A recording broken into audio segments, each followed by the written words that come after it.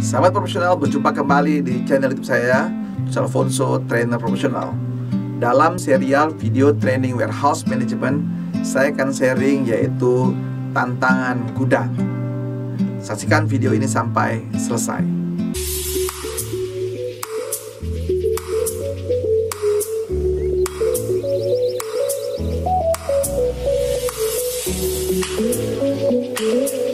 Sahabat profesional, tantangan gudang itu banyak sekali sahabat sekalian.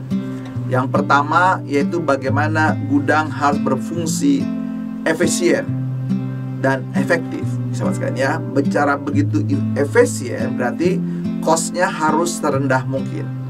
Mengapa sahabat sekalian? Kalau Anda memperhatikan, gudang itu adalah tempat menyimpan ya. Berarti kalau dia produk A masuk ke gudang, misalnya nilainya dia 100 rupiah, masuklah sampai di dalam gudang. Begitu di gudang, begitu masuk di gudang dari tempat misalnya raw material dia, maka harus ada handling di sini, penanganan. Berarti butuh apa di situ? Butuh manusia, butuh alat, ya, butuh manusia, butuh alat, dan juga butuh space untuk menyimpannya. Lihat di sini, sudah perhatikan ya, sudah begitu mau masuk saja dalam gudang, sudah ada penambahan cost, penambahan biaya. Kalau tadi nilainya 100 rupiah, sahabat kalian ya, begitu ditambah biaya orang handling, biaya tempat, nah di sini berarti sudah menambah nilai misalnya A komponennya gitu ya. Lalu masuk di gudang, ditaruhlah, disimpan di satu rak. Nah sahabat sekalian ya, lalu dibutuhkan dengan bagian produksi pada waktu tertentu. Berarti butuh lagi apa di situ? Butuh pencarian, butuh manusia yang mengerjakan, mengangkat semua dan mengirim ke bagian produksi. Itu pun menimbulkan biaya, ya. Padahal sesungguhnya produk yang tadi Anda terima dia tetap. Yang bertambah adalah biayanya. Ada cost additional operation gudang.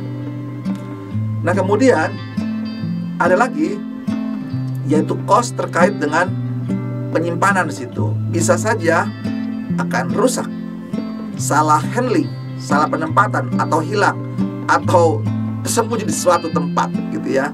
Apalagi kurang canggih alatnya begitu ya. Nah jadi itu tantangan banyak dan pergudangan. Belum lagi nanti ada bicara first in first outnya, FIFO-nya.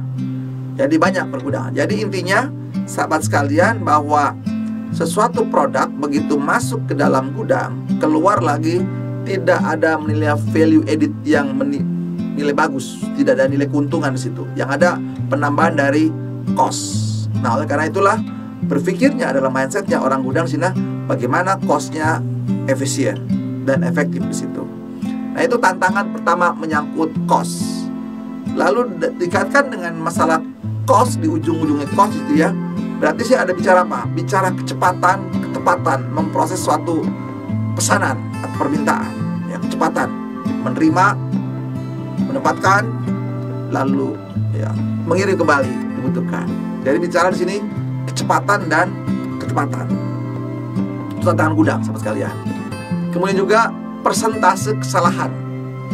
Ya, tantangannya harus lebih kecil mungkin. Kesalahan misalnya penempatan di area, di raknya ya, itu penempatan. Jangan sampai salah penempatan, nggak sesuai dengan label, tidak sesuai dengan artikel numbernya gitu ya, tidak sesuai codingnya.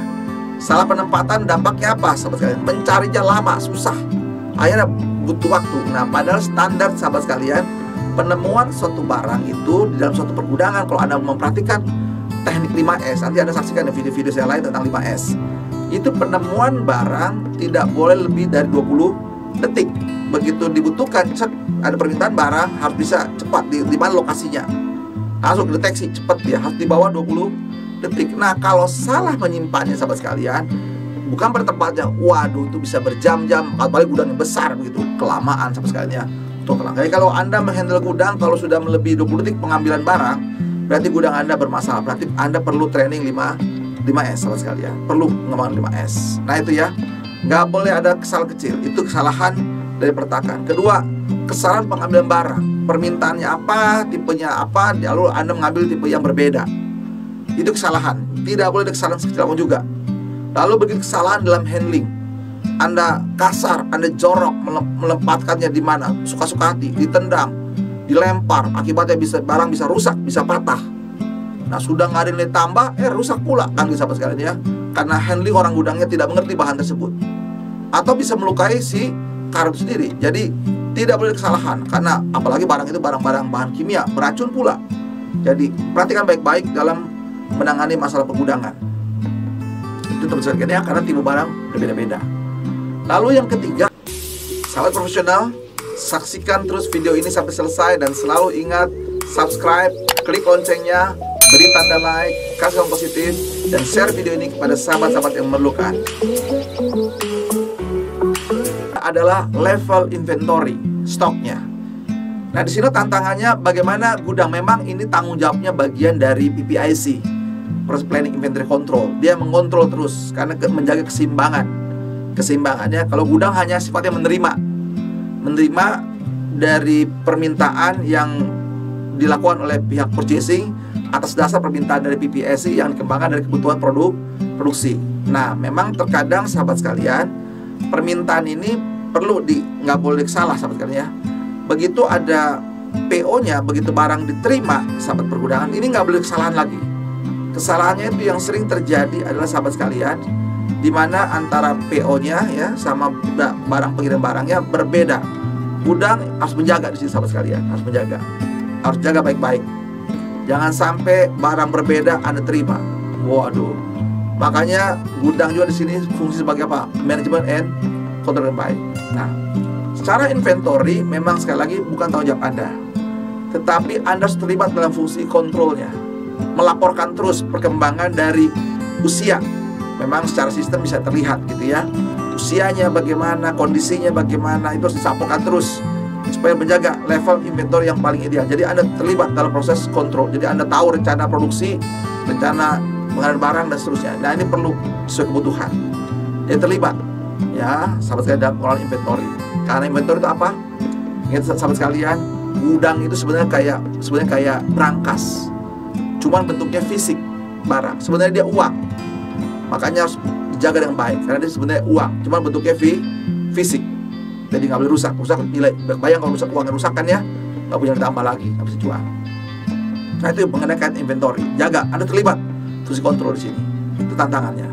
Lalu tata letak gudang yang efisien efektif. Jadi tata letaknya untuk nanti barang yang fast moving, medium moving, dan slow moving. Jangan sampai barang-barang fast moving letaknya jauh di atas, penempatan salah atau di belakang. Kalau fast moving Anda mesti kategorikan. Nanti penempatan layout barang itu benar-benar harus efisien efektif. Jadi kalau dibutuhkan cepat, karena dari pencarian hanya waktunya di bawah 20 detik. Kemudian pengambilan barang, handlingnya harus cepat mungkin. Nanti ada ukuran dalam gerakan ya, harus cepat. Jadi letaknya kalau barang makin cepat pergerakannya, dia harus mudah ditemukan, mudah dikendalikan dengan baik dan cepat gitu ya.